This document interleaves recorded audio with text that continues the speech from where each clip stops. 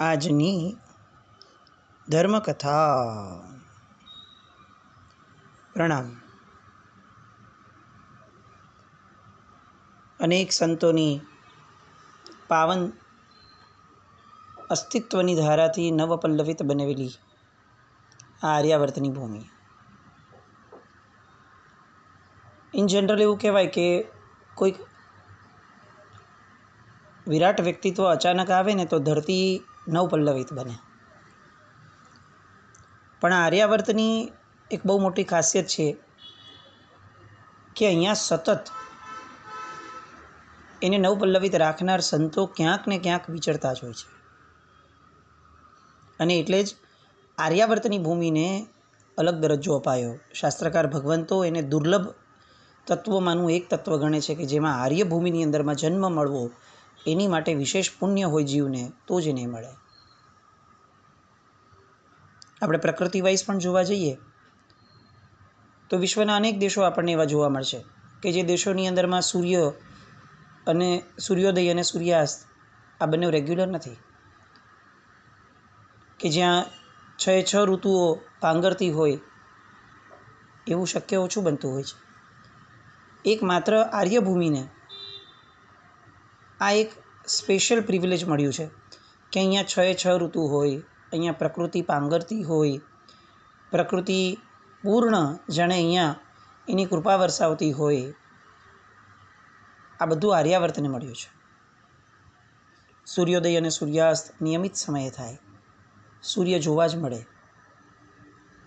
આ બધા જે લાભ છે એના કારણે આ ભૂમિ એ સદાકાળ માટે ચૈતન્યવંતી રહી છે. સૃષ્ટિને જે ચૈતન્ય આપે છે એવા તત્વો અહીંયા બહુ જ નિયમિતપણે હોય છે. બાકીનું જગત જે છે એ મેનમેડ છે, લોકોએ શોધ્યો, લોકોએ વસાવ્યો, એવા કેટલા બધા દેશ હશે, પણ આ એક એવો દેશ છે જે અનાદિકાળથી છે.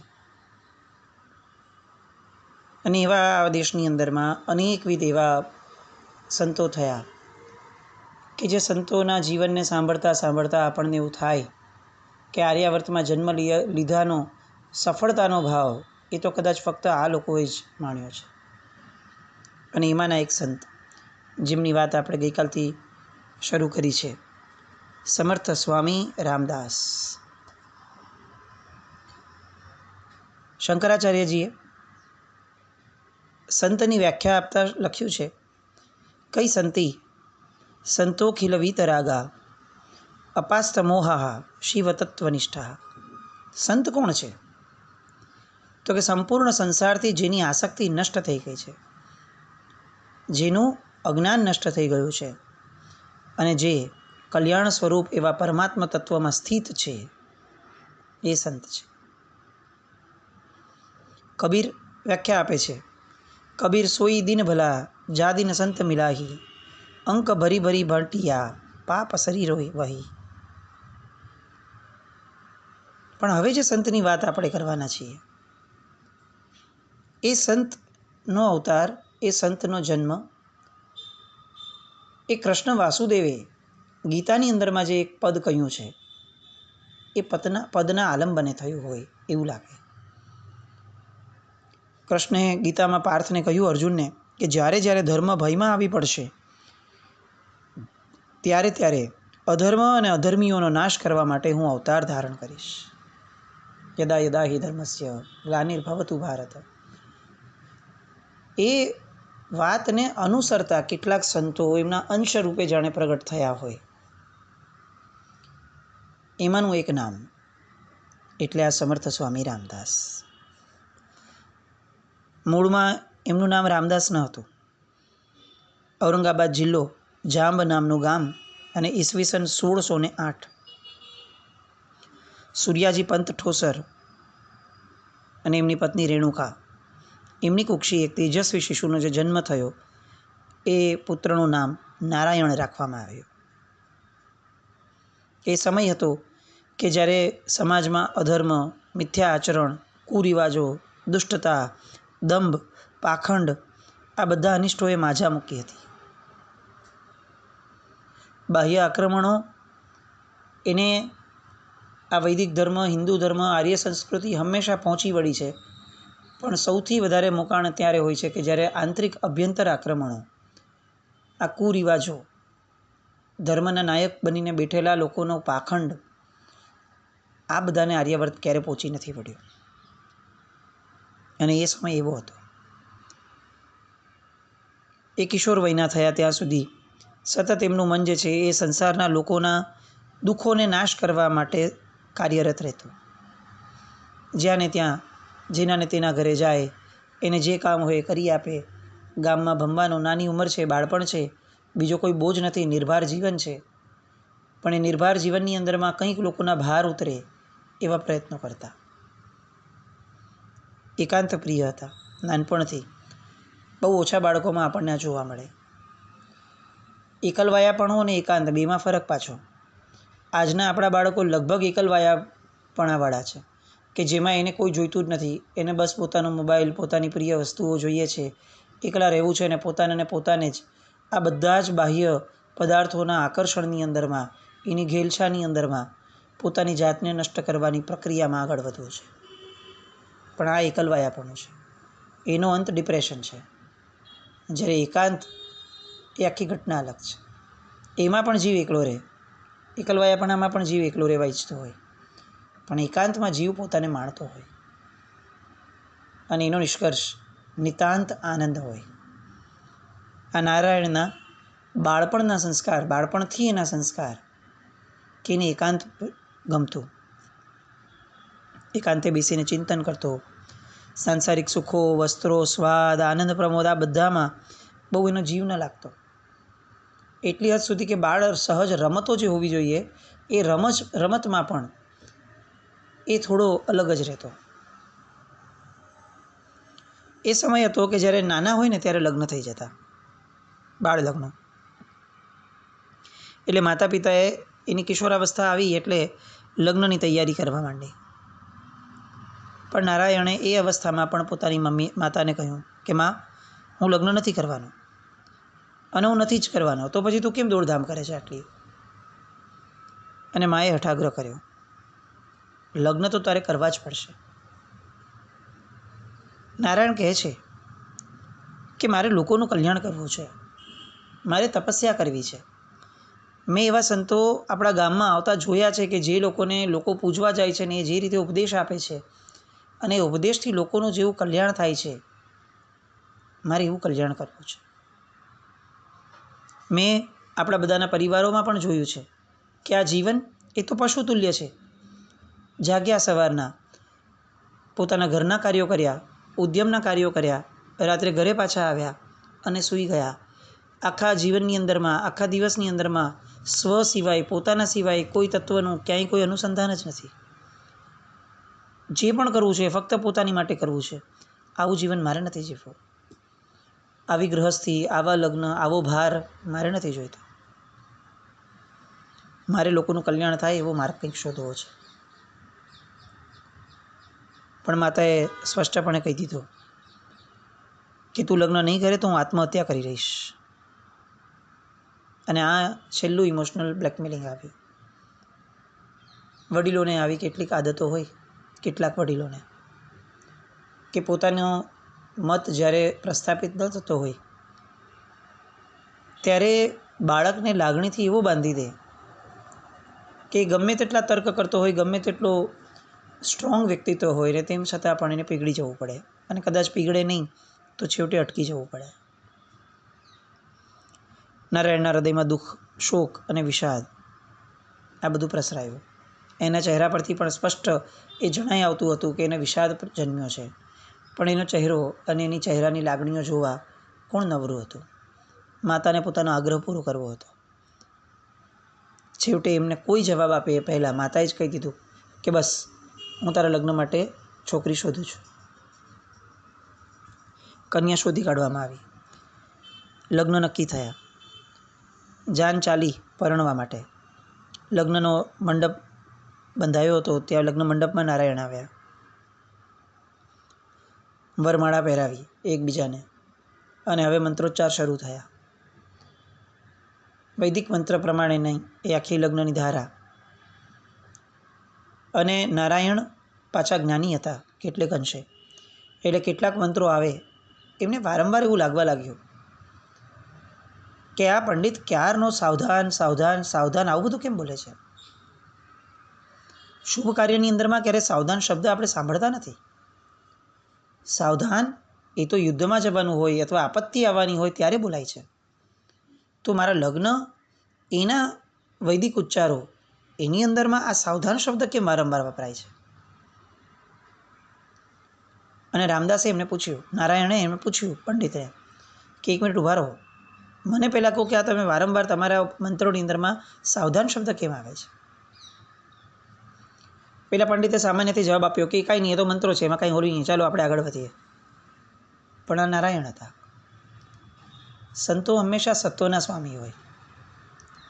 એમને જે લાગે કે આ જાણવા જેવું છે એ ગમે તે ભોગે જાણીને રહે.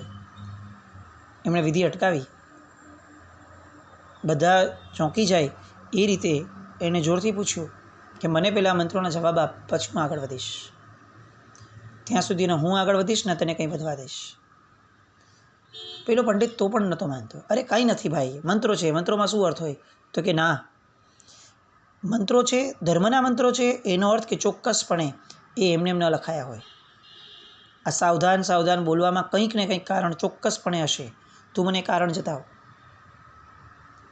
પેલો પંડિત ના પાડી રાખે છે. અને નારાયણ પાસે પોતાની એક છરી હતી. વરરાજા હોય એટલે તલવાર જેવી જે પોતાના સાથે લઈને આવે, તુરંત એ કાઢી સીધી પંડિતના ગળા પર મૂકી. હમણાં ને હમણાં બોલની તો તારું ગળું કાપી નાખીશ. કેવી જબરદસ્ત અંદરથી એક વસ્તુને જાણવાની જિજ્ઞાસા. એ કંઈ હત્યા કરી નાખવાના મૂડમાં હતા એવું ન હતું, પણ આ જાણવાના પ્રયત્નો એમાંનો એક ભાગ હતો. હવે પેલા પંડિતને એવું લાગ્યું કે આ તો મરી જઈશ, એટલે એણે બહુ જ નમ્રતાથી કીધું કે તલવાર અહીંયાથી કાઢો, હું આખું સમજાવું છું. અને એ લગ્નનો મંડપ, આપણે આવા લગ્ન ક્યારે જોયા કે સાંભળ્યા નહીં હોય, જેમાં પંડિત વારંવાર એ સાવધાન સાવધાન શબ્દ જે આવે છે એનો મંત્રનો અર્થ સમજાવવાનું શરૂ કરે છે. કે અહીંયા જે લોકોએ આ મંત્રો રચ્યા છે એ બધા સુજ્ઞ પુરુષો વારંવાર વ્યક્તિને ચેતવવા ઈચ્છે છે કે હજી પણ કહું છું સાવધાન થઈ જા, હવે કન્યા પધરાવવાની છે, હવે આ થવાનું છે, હવે આ થવાનું છે. આ બધી વસ્તુઓનો ભાર તારે જીવન પર વેઠવો પડશે. તું આમાંથી ક્યાંય ઊંચો નહીં આવી શકે. તું હજી પણ સમજી જા, સાવધાન થા, સાવધાન થા. એમ કરીને એક એક અર્થ સમજાવવાના શરૂ કરે છે. અને પેલા રામદાસ નારાયણ એક એક અર્થને સાંભળતા સાંભળતા એના વૈરાગ્યની પુષ્ટિ થતી જાય છે. પંડિત જ્યારે બોલવા જ બેઠો છે તો હવે એકદમ સ્પષ્ટતા સાથે બોલે છે. અને એવી વેધક સ્પષ્ટતા છે કે જે સાંભળતા સાંભળતા પેલા નારાયણને લાગ્યું કે હવે આ લગ્નથી સર્યું. આપણી માંત્રિક અને તાંત્રિક પ્રક્રિયાઓ એ કેટલી પવિત્ર હતી. આ આખાને આખા આર્ય દેશના જેટલા ધર્મો છે આ બધાના પાયામાં વૈરાગ્ય હતો. તમે જુઓ, લગ્નના મંત્રો એ પછી વૈદિક હોય કે જૈન વિધિના હોય, તમે મંત્રો જુઓ તો તમને દરેક જગ્યાએ આવું વર્તાવવામાં આવશે કે માંગલિક પ્રક્રિયા હોવા છતાં એમાં વૈરાગ્ય થઈ શકે એવા ભાવ પૂરીને પછી એ પ્રક્રિયાને રાખી. માંડવાનો છે સંસાર, અને તેમ છતાં સંસારની વિરક્તિની વાતો મૂકી છે એમાં. કારણ કે ધર્મ, અર્થ, કામ અને મોક્ષ આ 4 પાયાની સંસ્કૃતિની અંદરમાં ધર્મને સદાકાળ ઉજાગર કરવામાં આવ્યો. અહીંયાનો કામ પુરુષાર્થ પણ ધર્મવાળો હશે, અહીંયાનો અર્થ પુરુષાર્થ પણ ધર્મવાળો હશે. અને આ નારાયણ આ બધી વાતો સાંભળતા સાંભળતા એવો વૈરાગ્ય પામ્યો. એ જ વરરાજાના વેશની અંદરમાં ત્યાંથી ને ત્યાંથી નીકળી સડસડાટ સંન્યાસ લેવા માટે નીકળી ગયો. વરમાળા ફગાવી માતા ચોધાર આંસુએ રડે છે. એ કન્યા રડે છે. જાનૈયાઓ રોકવાનો પ્રયત્ન કરે છે. સામે કન્યાના પરિવારજનો પગે લાગે છે. પણ જેનું સત્વ ખીલી ઉઠ્યું છે, જેનામાં ધર્મ એ હવે પરમાત્મા સ્વરૂપે પ્રગટી ચૂક્યો છે, હવે એને આ સંસારમાં કોણ રોકવાવાળું હોય? નારાયણ નાસિક આવ્યા. ભગવતી ગોદાવરીના પવિત્ર જળમાં સ્નાન કર્યું. પંચવટીમાં ભગવાન રામ અને જાનકીના દર્શન કર્યા. અને હવે ગોદાવરીના તટે પર્ણકુટી બાંધી. હજી સુધી કોઈ ગુરુ નથી મળ્યા. શું કરવું એ ખબર નથી, પણ એટલું ખબર છે કે આ સંસારમાં મારે આગળ નથી રહેવું. ગોદાવરીના જળમાં, કેડ સમાણા પાણીમાં પ્રભાતથી અને મધ્યાહન સુધી રામના નામના મંત્રનો પુનરુચ્ચાર કરતાં કરતાં ઘોર તપસ્યા કરે છે. પર્ણકુટી બાંધીને બાકીનો સમય રહે છે. કમર સુધી પાણી આવે ત્યાં સુધી ઊભા રહી એવી જગ્યાએ ઊભા રહી નદીમાં અને રોજ રામના નામનો જાપ કરવાનો. કેટલા દિવસ? 12 વર્ષ. અને આ સાધના એમને ફળીભૂત થઈ. આ તપશ્ચર્યાથી એમના ચિત્તની અંદરમાં પ્રકાશ પથરાયો, એમને સત્ય સાંપડ્યું, એમનો ધ્યાન યોગ કેળવાયો, એમને અનેક સિદ્ધિ પ્રાપ્ત થઈ. એવું કહેવાય છે કે એ સમયે આ નારાયણે દૈવવાણી સાંભળી કે હવે તારે ગોદાવરી તટેથી ભગવતી કૃષ્ણના તટે જવાનું છે અને રાષ્ટ્રધર્મ કે જે અત્યારે ભયમાં છે એની રક્ષા કરવાની છે. અને આ દૈવી આદેશ એને સ્વીકારી અને નારાયણ ગોદાવરીના તટેથી કૃષ્ણના તટે જવા માટે નીકળે છે. આ સમય હતો 16મી ને 17મી શતાબ્દીનો, કે જ્યારે ઉત્તર ભારતની અંદરમાં મુગલ સમ્રાટ ઔરંગઝેબ ધર્મજનોની બાદશાહ તરીકે પ્રવર્તતો હતો. હિન્દુઓ ઉપર એને જજિયાવેરો નાખ્યો હતો. હિન્દુઓના મંદિરો તૂટતા, પાશવી અત્યાચારો થતા હતા. પ્રજાને વટલાવી અને એમના ધર્મને ફેલાવો કરવા માટે તલવારની ધાર ઉપર લોકોના જીવ સટોસટ ખેલ ખેલાવડાવી અને ધર્મ પરિવર્તન કરાવતા હતા. દક્ષિણ ભારતના બીજાપુર, ગોવળકોંડા, બીડર અને અન્ય પ્રાંતોના સુલતાનો કે જેમણે ઓલરેડી એ રાજ્યો પર કબજો મેળવી લીધો હતો, એ લોકો પણ ધર્માંતરની આ જનૂની પ્રક્રિયાની અંદરમાં ખૂબ કાર્યરત હતા. ધર્મ ભારે સંકટમાં હતો. ધર્મના અસ્તિત્વ ઉપર પ્રશ્નચિહ્ન ઊભા થાય એવી સ્થિતિમાં ધર્મ હતો. આ પાશવી લીલા મોગલોની, ઇસ્લામની ધર્માંધતા, આ બધું જોઈ અને હિન્દુ ધર્મનો ઉદ્ધાર કરવાના સંકલ્પ સાથે હવે આ નારાયણ એ ભારતના પ્રવાસે ચાલી નીકળ્યા. સૌ પ્રથમ પોતે ઔરંગાબાદ આવ્યા, પોતાના ગામ ગયા અને જોયું તો એમની માતા એ અંધ થઈ ગઈ હતી. એટલે પોતાની અંધ માતાને જોઈ એમની આંખો ભરાઈ આવી. માં કહે છે કે પુત્ર, તું પાછો આવ્યો, પણ હું તો તને દેખી નથી શકતી દીકરા. અને સંતત્વની મૂર્તિ એવા નારાયણે માતાના ચરણે માથું નમાવ્યું. જટાધારી પુત્રના મસ્તકને માતાએ સૂંઘ્યું અને માથાની જટાને સૂંઘવા માત્રથી ચમત્કાર થયો અને માતાની દ્રષ્ટિ પાછી આવી. સંતોના દેહના એક એક અંગની અંદરમાં એવી પવિત્રતા હોય છે કે જે પવિત્રતા એવી કાર્યરત થાય કે જેને જગત ચમત્કાર ગણે. માતાની આંખો તેજથી લકલકી ઉઠી. થોડા દિવસ માતા સાથે ગાળ્યા અને ફરી પાછા ચાલતા થયા ધર્મની રક્ષા માટે. મહારાષ્ટ્રના ઘર ઘરમાં ધાર્મિકતાને જાગૃત કરવા માટે સતત 6 વર્ષ સુધી એ મહારાષ્ટ્રમાં રહ્યા. એમણે 11 જગ્યાઓએ બજરંગબલી, હનુમાનજીની પ્રતિમાઓ સ્થાપન કરી. પોતે સ્વયં રામ ભક્ત હતા અને સતત રામના નામનું સ્મરણ કરતા હતા. એટલે હવેથી લોકોએ આ નારાયણનું નામ જ રામદાસ એવું પાડી દીધું. અને આ સમયગાળામાં રામદાસ સ્વામીએ પોતાનો ગ્રંથ, જે ગ્રંથને મહારાષ્ટ્રની અંદરમાં કદાચ એમ કહી શકાય કે એક યુનિક પ્રકારનો ગ્રંથ, જે ગ્રંથને વાંચતા શાસકને ખ્યાલ આવે કે એને એના રાજ્યની અંદરમાં શું કરવાનું છે, જે ગ્રંથને વાંચતા ઘરના વ્યક્તિઓને ખ્યાલ આવે કે આપણો ધર્મ ખરેખર કેવી રીતે આપણે પાળવાનો છે, આપણા ધર્મની રક્ષા કઈ રીતે કરવાની છે. એ ગ્રંથનું નામ દાસબોધ. આ દાસબોધ લખવાની શરૂઆત થઈ. એ સમય હતો કે જ્યારે શિવાજી જીજામાના ખોળેથી બહાર નીકળી અને મુગલોના આક્રમણને ખાળવા માટે સતત કાર્ય કરી રહ્યા હતા. આ બાજુ દક્ષિણમાં જે ઝઘડતા હતા સુલતાનો, એની ઉપર હુમલો કરી અને ગમે તે ભોગે થોડી ઘણી જગ્યાઓ પચાવી પાડી અને રાજ્યની રચનાનો કાર્ય એ વિચાર કરતા હતા. સમર્થ સ્વામી રામદાસને આ બધા સમાચાર પહોંચતા હતા અને એમણે એક દિવસ બહુ જ મોટો અને વિસ્તૃત પત્ર શિવાજીને લખ્યો જેમાં પ્રેરણાઓ હતી, જેની અંદરમાં વ્યૂહરચનાઓ પણ હતી, જેની અંદરમાં સત્વ ફોરવાય, પરાક્રમ ખીલે એવી વાતો પણ હતી. પત્ર વાંચ્યો અને શિવાજી આનંદ વિભોર બની ગયા.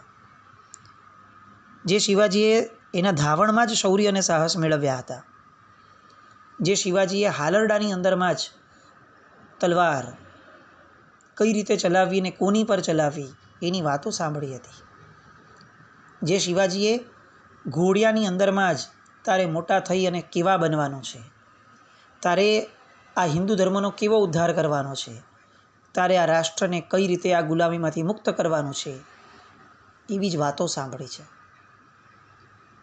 એવા જીજાબાઈના ધાવણથી સત્વપૂત બનેલા એવા શિવાજી આ પત્ર વાંચીને સીધા જાય છે જીજાબાઈ પાસે. એમને પત્ર આપે છે.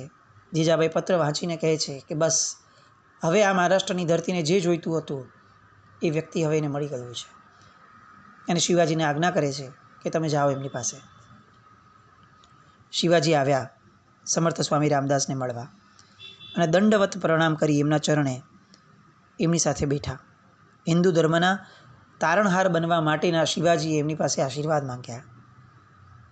અને ત્યારે સ્વામી રામદાસ એને કહે છે કે મહારાજ, તમારી ઈચ્છાઓને હું જાણું છું, તમારા કાર્યને હું પણ જાણું છું. ભગવાન રામ એ તમારી ઈચ્છાઓ પૂર્ણ કરશે, પણ એક ધ્યાન રાખજો, ધર્મ ભયમાં છે, સત્ય પણ ભયમાં છે, ન્યાય પણ ભયમાં છે, અને આ મોગલો એ નર પિશાચો છે.